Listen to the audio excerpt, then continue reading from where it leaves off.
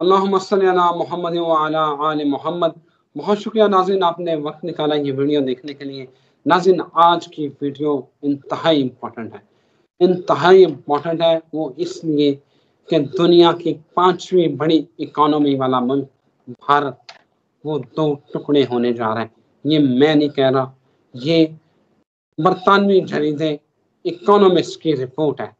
लेकिन हम इस सारे मामले के ऊपर बात करेंगे मोहम्मद उसामा अनी से।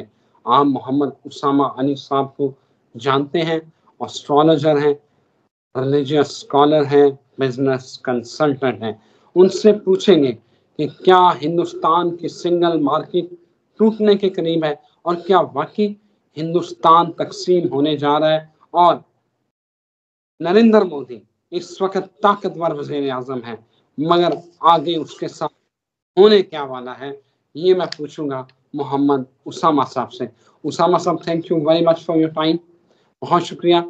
मैं चाहता हूं कि आप इस मसले को, ये तो मैं आपको रिपोर्ट बताई है इकोनॉमिस्ट की, अब मैं जानना चाहता हूं कि इस वक्त भारत के नरेंद्र मोदी के प्लानिटरी पोजीशन क्या है, भारत का जायचा क्या कहता है। बिस्मिल्लाहिर्रहमानिर्रहीम, अल्लाहुम्मा सल्ली अला मुहम्मद व अला आले मोहम्मद। देखें, इस वक्त जो सबसे बड़ा अपकमिंग इवेंट जो आ रहा है, जो पूरी दुनिया को हिलाने के लिए तैयार है, वो है सूरज ग्रहण।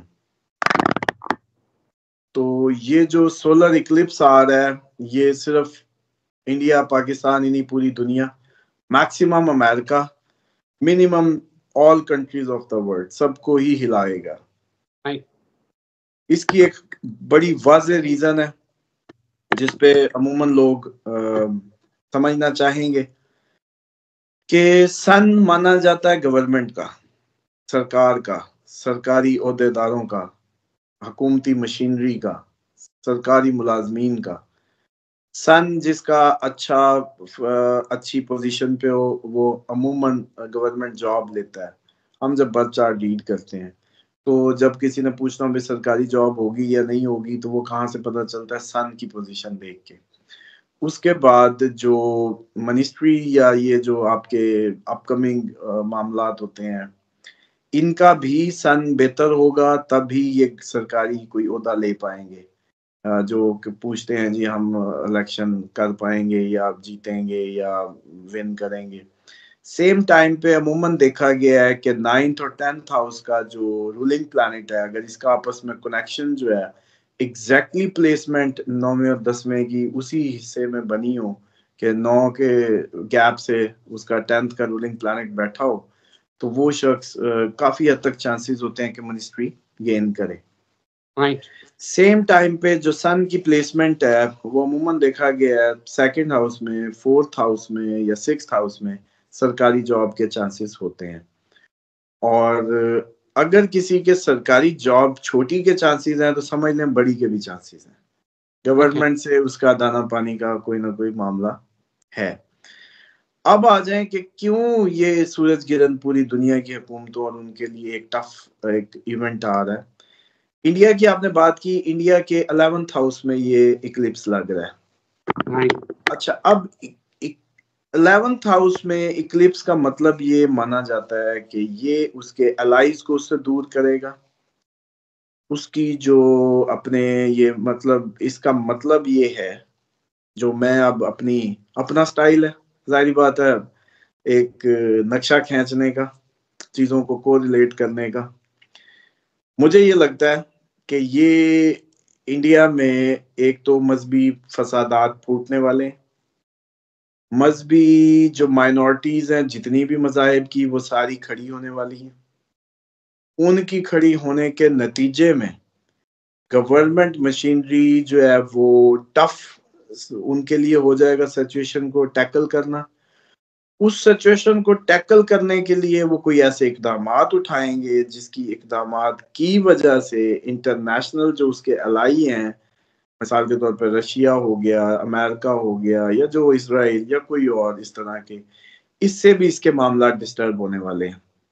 जबकि एक तरफ मोदी ने बहुत ज्यादा कोशिश की कि अपने इर्द गिर्द की हुकूमतें बनवाए, अपने प्रो इंडियन प्रो या मोदी प्रो कह लें, हमसाया जितने भी मालदीव पाकिस्तान इर्द गिर्द में पंगे कि हमारी हम नवा हुकूमत आए ताकि मैं इस खित्ते में मजीद मुस्तहकम हो सकूं और इंडिया को 5वीं से दूसरी इकोनॉमिक कुव्वत बनाने की तरफ। लेकिन एक बंदों की चाल है, खुदा की चाल है। ऐसे है। ऐसा नहीं हो सकता था कि तागूत अपनी जो मंजिल है उसको पा लेता, वरना फिर खुदा और उसके रसूल और ये सारी जो मैसेंजर्स के जो इंसानियत को चलाने के तरीक़ेकार बताना, ये सारा तो बेमानी हो जाएगा अगर कोई भी खुद से दुनियादारी के असूल बना के मादे के असूल को फॉलो करके अगर कहीं टॉप पे चला जाता तो बस फिर। अब हो ये रहा है कि ये जो टाइम है, एक तो सबसे पहले तो बहुत हद तक चांसेस हैं कि ये आप देखेंगे कि मजहबी फसाद फूट पड़ेंगे इंडिया में, और इंडिया ये भी कोशिश है हो सकती है कि जो मुतनाज़ा एरियाज हैं कश्मीर और इसके अलावा जहां मुस्लिम अक्सरियत के इलाके या क्रिश्चियन कम्युनिटी या उनके अपने दूसरे जो सिख, इनके एरियाज में ज़्यादा इश्यूज क्रिएट हो सकते हैं, क्योंकि जहां कहीं छोटा सा इशू होगा वो बड़ा हो जाएगा, सिंपल इज दैट। ये पॉसिबिलिटी है कि ये उस एरिया के जो लोगों को पुश मारें, कोई इस तरीके से धकेलने की कोशिश करें पाकिस्तान की तरफ या इस तरह। अभी ये बात ऐसी ही है जैसे मैं प्रेडिक्शंस दे रहा होता हूँ, जब आपने माजी में भी देखा तो लोग उस पे उस वक्त नहीं इसको उस तरीके से लेते, लेकिन जैसे जैसे वक्त करीब आता है या उसमें दाखिल हो जाते हैं फिर इनको समझ आती है कि हाँ जी यही तो जुमले आपने कहे थे लफ्ज ब लफ्ज। तो ये भी लफ्ज ब लफ्ज ऐसी मंजर बनता नजर आ रहा है कि मजहबी फसाद फूटेंगे, उसके नतीजे में इंटरनेशनल प्रेशर्स आएंगे और ये जो है अपने अलाइज उनमें इसकी जो वीक होगा। प्लस ये भी पॉसिबिलिटी है कि पाकिस्तान पे अटैक जो है वो भी ये इस पैनिक सिचुएशन में करे। इस सारी सिचुएशन को दो एक्सपेक्टेशंस हैं। एक तो ये है कि मोदी वाज़ेह अक्सरियत नहीं लेगा, मोदी कोलेशंस में जाएगा, मोदी जो है कोलेशन बनाने की कोशिश करेगा, जो भी पावर पॉलिटिक्स का वे है जैसा हम पूरी दुनिया में देखते हैं वही अडॉप्ट किया जाएगा। मोदी आने के चांसेस ज्यादा होंगे, लेकिन फिर मोदी स्टेबिलिटी के लिए या तवज्जो हटाने के लिए पाकिस्तान पे अटैक कर सकता है। और अगर ये नहीं करता, उसकी एक ही रीजन है कि अभी ना करने की, कि उसकी हमनवा गवर्नमेंट इस टाइम पाकिस्तान में मौजूद है जिसके अच्छे रिलेशंस हैं। अब मोदी जो है जैसे ही कोलेशंस की तरफ जाएगा, सेम टाइम पे जो अभी हम आते हैं कि जो टुकड़े करने की बात है वो किस तरीके से है। ये सिचुएशन यही बिल्ड हो चुकी है कंट्री में। ये कोशिश करेगा कि जो इनका अखंड भारत का ये जो ख्वाब है ये वो पूरा करना चाहता है। ये सारा खिता, ये सारा अशोक के टाइम का जो अपनी इन्होंने वो थ्योरी है उसके तहत ही इसने जो अपर क्लास हिंदूज हैं उनको यही ख्वाब दिखाना है कि हम अपना जो है अखंड भारत या उसकी बात करें। उसके लिए इस पे प्रेशर आना है इजराइल की तरफ से, अमेरिका की तरफ से कि गिलगित बल्तिस्तान में चाइना को काउंटर करो, कश्मीर इशू को मजीद एक्सप्लॉइट करो और कश्मीर के साथ से गिलगित बल्तिस्तान पे बैठने की या शाहरा रेशम या जो भी कार्यक्रम उसको ब्लॉक करने की कोशिश करो। उसके नतीजे में सीधा सीधा चाइना के पास एक ही ऑप्शन होगी कि वो जाए और सिलीगुड़ी जो कॉरिडोर है जिसको चिकन नेक भी कहते हैं इंडिया में, सेवन सिस्टर्स जो स्टेट्स हैं वो सीधी बस उस वे पे आए और रियासतें अलहदा कर दे। अब वो रियासतें क्यों अलहदा होंगी? क्योंकि वो सबसे इकोनॉमिकली इंडिया की इस वक्त सबसे रिचेस्ट रियासतें वही हैं जिसमें आईटी हब्स हैं और ये सारी सिलिकॉन वैली और सब कुछ। अब उसमें फिर ये होना है कि वो, क्योंकि वहां मोदी की पजीराई नहीं है, मोदी की पजीराई उस इंडिया में है जहां उसकी लोअर कास्ट ज्यादा है और पुअर क्लास ज्यादा है, या वो स्टेट्स जहां इतनी इकोनॉमी इतनी स्टेबल नहीं है, मोदी की पजीराई वहां है। रिचेस्ट जो स्टेट्स हैं वहां मोदी की उस तरीके से ग्रिप नहीं है। अब सीन ये होना है कि अब देखें, क्योंकि प्लानिटरी इंडिकेशन को अब मैं आपकी को रिलेट करके दिखाना चाह रहा हूं कि ये एक्चुअली नक्शा बनेगा कैसे। फसाद फूट गए, उसकी बेस पे सियासत की जाएगी, उसकी बेस पे पाकिस्तान को एंगेज करने के लिए कुछ किया जा सकता है, तवज्जो हटाने के लिए मुल्क की आ जाओ इकट्ठे हो जाओ भारत माँ के लिए, इस तरह से करके हम पाकिस्तान पे वो तवज्जो हटाने के लिए। सेम टाइम पे अमेरिका और इसराइल की उस पे चाइना को भी इधर से काटने के लिए, क्योंकि चाइना तो इसके बड़े अच्छे वो ख्वाब देख रहा है, इसीलिए वो चाइना कश्मीर के ऊपर भी अपनी ग्रिप करने की कोशिश कर रहा है काफी अरसे से।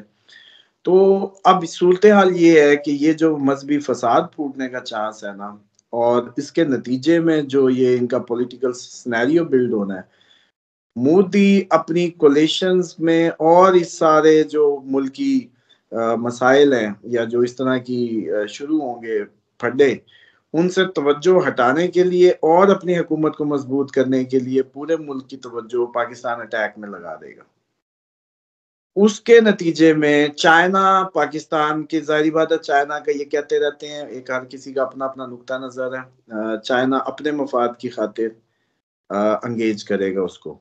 और हो सकता है कि हम उसको ये भी कह दें कि भाई हमारी तो इस टाइम कैपेसिटी बस इतनी की है कि ये गिलगित बल्तिस्तान या ये जो एरियाज हैं, ये भी अब तुम इनको देखो कि किस तरीके से इंडिया को यहाँ से निकालना है, कि तुम्हारे पास ज्यादा पावर है, लुक आफ्टर दैट मैटर। ये हाँ दोस्त, भरपूर चांसेस होंगे उसके। दोस्तों बस हमारी, आपको पता है कि जाहिर बात है जब घर में दाने हो तो फिर तो सब कुछ ही होता है, मर्जियां होती हैं, सब कुछ होता है। जब घर दाने ना हो तो फिर लोगों की सुननी होती है, लोगों के हाथ देखने होते हैं। तो पाकिस्तान का मजबूरी है। और मैं इस पे भी कभी, मुझे लगता है कि आज तक कभी इस एंगल में बात नहीं हुई कि एक बात बताएं कि कोई भी चीज है, भैंस दूध देती है तो वो रहती है, वरना कसाई के पास फटे पे चली जाती है, फिर फंडा है इसको भेज दो। पाकिस्तान में आज तक किसी ने ये सवाल नहीं किया कि इतने इदारे, इतने तालीमी इंस्टीट्यूट, इतनी यूनिवर्सिटीज, इतना एजुकेशनल माफिया स्ट्रॉन्ग पाकिस्तान में, लेकिन आउटपुट पे कभी गवर्नमेंट ने इनसे नहीं पूछा कि आप मार्केट को दे क्या रहे हो। या कोई यूनिवर्सिटी, इतने जो बैच हर पाकिस्तान में जैसे कहते हैं फारिग तहसील होते हैं, लेकिन पाकिस्तान के अंदर कोई कंट्रीब्यूशन नजर नहीं आती उस तरीके से कि हमारी जीडीपी पे या हमारी प्रोडक्शन पे। तो सेम एज इट इज, क्योंकि हमारे यहाँ तो ये चेक एंड बैलेंस ही नहीं है कि कोई इदारा काम कर रहा है या नहीं कर रहा, बस पता नहीं कौन सी रेगुलेटरी अथॉरिटीज इनको कंट्रोल कर रही हैं। तो ये जो मामला है डेफिनेटली इसी एंगल में जाएगा कि हम चाइना को आगे करके कुछ करने की कोशिश करेंगे, इस तरह की सूरत हाल होगी। उसके बाद जो इंडिया की अपनी जो ये सिख, मुस्लिम, क्रिश्चियन और ये सारी जो स्टेट्स हैं, इन सब का फड्डा गर्म होना, वो जैसे कहते हैं ना, भरपूर है। और उस फड्डे की वजह से ये अपने कुछ अलाइज जो है वो खो देगा, उनकी उस तरीके से मामलात इसके हक में नहीं होंगे। प्लस इसके लिए एक और ट्रबल आनी है जो इसको डिफाइन करना पड़ेगा, रोल अपना, ईरान या इजराइल, इनमें से भी इसको चुनना पड़ेगा, क्योंकि ये जंग भी आगे अपना रंग पकड़ने वाली है। तो ये जो इसको अब डिफाइन करना पड़ेगा, ईरान या विद इन इजराइल, तो वो भी इसकी खारजा पॉलिसी और इसके मुल्क के अंदर के मामलात में एक बहुत बड़ा, जैसे कहते हैं, इसके लिए इम्तिहान बन जाएगा इंडिया के लिए। और काफी ये सूरत हाल उस बदतरीन जंग की तरफ ले जाएगी जिसकी हम ख्वाब या बातें देखते थे, ये ऐसे चांसेस हैं। क्योंकि ये साल अगर हम एक हल्की फुल्की जैसे कहते हैं ना हवाई फायरिंग तक रहे, या हल्का फुल्का जैसे होता है वो मुंह जबानी मुंह तू तकरार या कुछ भी, अगला साल तो फिर मार्च का है, जंगों का है। और उसमें जो सूरत हाल है वो ये है कि हम ऐसी सिचुएशन में पाकिस्तान को ये डाल दे कि पाकिस्तान फिर एक स्ट्रॉन्ग स्टेप ले जाए जो इसके लिए पाकिस्तान की मजबूरी बना दिया जाए। और ये जो सारा सिनेरियो है ये वो वन वर्ल्ड ऑर्डर कंट्रोल करेगा जिसने जो ये चाहता है कि दुनिया की आबादी कम की जाए और दुनिया के रिसोर्सेज को बचाया जाए, और वरना ये ज्यादा आबादी ज्यादा रिसोर्सेज खा पी के परे करेंगे तो जितने रिसोर्सेज बचेंगे उतने ही हम जिंदा दुनिया ज्यादा जी लेगी या वो और वो बड़ा काम कर रहे हैं अपने लाइफ पे। जैसे विटामिन एन है वो जी आपकी जिंदगी बढ़ा देता है, इस पे बड़ा ये बड़ा आजकल इस पे बड़ी बात चल रही है। ये विटामिन एन जो है ये तकरीबन एक्सपेंसिव है लेकिन ये कहते हैं कि जी आपकी लाइफ को बढ़ाता है, आपको बूढ़ा नहीं होने देता। तो वो इस तरह से जीने के ख्यालात और इस तरह के प्लान्स में है कि ये दुनिया सिर्फ रिचेस्ट की हो। मादा यही चाहता है कि गरीब आदमी मर जाए और रिचेस्ट जो है वो एक्सेल करें, लेकिन खुदा का एक निज़ाम है। तो अब होगा ये कि हम इस दोनों कंट्रीज जो हैं या चाइना या ये सब, ये अपनी जितनी भी इनकी खारजा पॉलिसीज या जितने भी पुराने स्ट्रेटजिक इनके प्लान्स हैं या जो इनकी सोचें हैं वो सारी बिखरती लग रही हैं। ऐसे है जैसे खुदा की चाल अब चलने को है और हर किसी ने अपने अपने जुस्से के मुताबिक या अपनी अपनी बदामालियों के मुताबिक या अपनी अपनी उसके मुताबिक अब हिस्सा समेटना है। थॉमस साहब, मेरा एक आखिरी सवाल है आपसे। नरेंद्र मोदी साहब खुद अपने हाथों से इस भारत को तकसीम करेंगे? देखें यही तो कुदरत का वो क्या कहती है नियम है या वो है कि आपकी सारी चालें आपके गले उल्टी होंगी। आप नारा देंगे अखंड भारत का, महाभारत का, अशोक के उस भारत का अपनी मीटिंग्स में अपनी कॉल्स में, और कहानी ये होगी कि आपके हाथों आप ही अपने मुल्क के टुकड़े होते देखेंगे और वो चांसेस बन जाएंगे। जबकि हम जैसे जो हमसाया ममालिक छोटे इकोनॉमी वाइज कमजोर और वो उसको बड़ा इस टाइम जो है ना इंडिया को बड़ा आइडियलाइज कर रहे हैं कि देखो जी इंडिया कहाँ पहुंच गया और सब कहाँ हो गया। तो ये मैं समझता हूँ इस्लाम के इंतहाई हमारी जो रिलीजियस डेफिनेटली जो ट्रू गाइडेंस है, मैं समझता हूँ जो वाहिद जरिया है पूरी दुनिया को इंसानियत की तरफ लाने का या इंसानी हयात की हिफाजत का या एक प्रॉस्पेरियस ह्यूमैनिटी या मैनकाइंड की जो प्रॉस्पेरिटी है, वो नबी पाक सल्लल्लाहु अलैहि वसल्लम की जो ट्रू गाइडलाइंस हैं उनके अलावा मुमकिन ही नहीं है कि वो कहीं होती। और अब ये जो बल्कि इसमें एक और आपकी उसमें इंडियन व्यूज भी देख रहे होते हैं, स्टॉक मार्केट जो इनकी बहुत अरसे से बहुत अच्छी हालत में जा रही है वो भी क्रैश हो जाएगी अब अपकमिंग टाइम में। आप अचानक देखेंगे उसके भी अप एंड डाउन जो है, ये काफी अरसे से एक्सेल कर रही थी, बड़ी जबरदस्त जा रही थी।